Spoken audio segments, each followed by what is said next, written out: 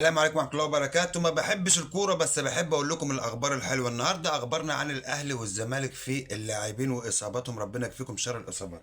عندنا مثلا الزمالك أحمد الجعفاني يعاني من إصابة في العضلة الأمامية ويواصل برنامجه التأهلي التأكيد عن غيابه عن مباراة البنك الأهلي المقبلة. محمود جهاد تعرض لشد في العضلة الخلفية مما أدى إلى غيابه عن مباراة المصري الأخيرة، ويحاول مع برنامجه التأهلي لغرض مشاركته في المباريات القادمة.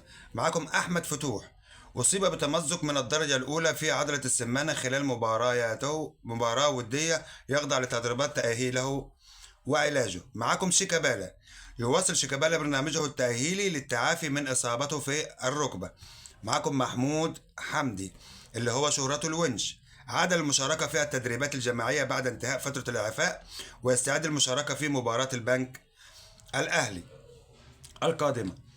أما بالنسبة للأهلي، علي معلول يعاني من إصابة ولم يتم الاعتماد عليه بشكل كافي. معكم كريم فؤاد لا يزال غير جاهز للمشاركة في المباريات.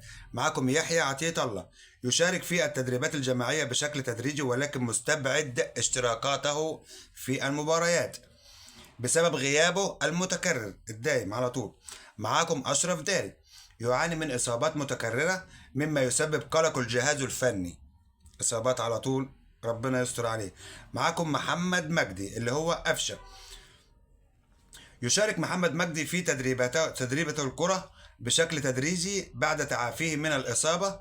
ومعاكم ياسر إبراهيم عاد للمشاركة في التدريبات بعد معافاته من الإصابات. وشكرا لحسن استماعكم.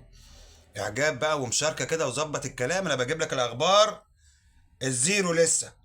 تمام، تابعني عشان تعرف الأخبار أول بأول. سلام يا قلبي.